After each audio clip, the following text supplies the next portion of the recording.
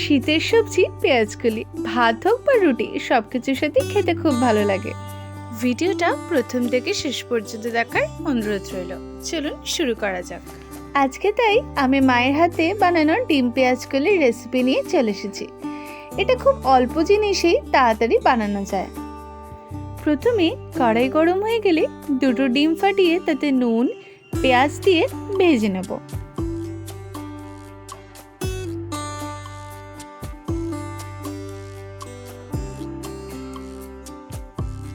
এই ডিমটা ভাজতে ভাজতে একটা কথা বলে নিই, সামনেই তো পিঠে সিজন আসছে। এই যে সুজি দিয়ে পোস্ত পিঠে বা ঝাল পিঠে ও ক্ষীরের ভাপা পিঠে, এই দুটো রান্না ভিডিও ও রিলস দুভাবেই দেওয়া আছে। আমি লিঙ্কগুলো ডেসক্রিপশন বক্স ও কমেন্টে দিয়ে দেবো, আপনারা সেখান থেকে চাইলে দেখে নিতে পারেন। ডিমটা ভাজা হয়ে গেলে খুন্তির সাহায্যে টুকরো টুকরো করে নেব। এরপর একটা বাটিতে তুলে নেব। রান্নার ভিডিওগুলো ভালো লাগলে প্লিজ লাইক শেয়ার কমেন্ট করতে ভুলবেন না। এই যে এই ভিডিওটা চিংড়ি পেঁয়াজকলির রেসিপি, এটা কিন্তু ইউটিউবে রিলসে দেওয়া আছে, আপনারা চাইলে সেখান থেকে দেখে নিতে পারেন। আমি চিংড়ি পেঁয়াজকলি এই রেসিপির রিলসের ভিডিওর লিঙ্কটা ডেসক্রিপশন বক্সে দিয়ে দেবো এবং আই বাটনেও দিয়ে দেবো। এছাড়া কমেন্ট সেকশনেও আমি লিঙ্কটা দিয়ে পিন করে দেবো, আপনারা চাইলে সেখান থেকেও দেখে নিতে পারেন। এবার কড়াইতে 2 থেকে 3 চামচ মতো সর্ষের তেল দিয়ে ছোট এক বাটি আলু, যেগুলো ছোট ছোট পিস করে আগে থেকে রেখেছিলাম, সেগুলো কড়াইতে দিয়ে দেবো।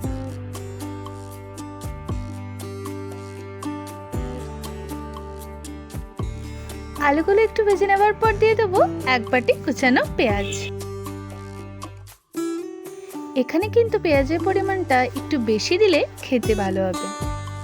পেঁয়াজকলির তরকারি কিন্তু মোটেই ঝোল ঝোল ভালো লাগে না, এটা একটু শুকনো শুকনোই ভালো লাগে।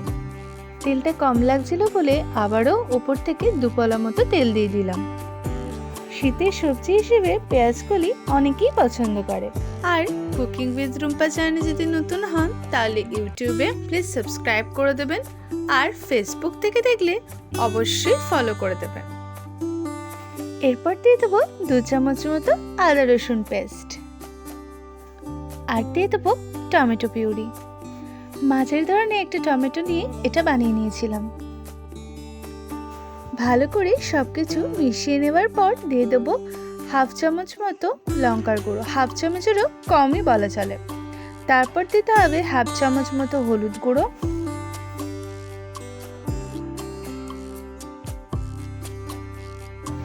তারপর দিয়ে দেবো 1 থেকে 1.5 চামচ মতো টমেটো সস।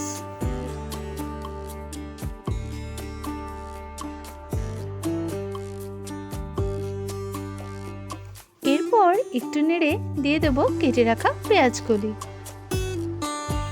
পেঁয়াজকলিগুলো আগে এরকম ছোট ছোট পিস করে কেটে ধুয়ে রেখেছিলাম। এবার এটা পেঁয়াজকলির সাথে ভালো করে মিশিয়ে নেব।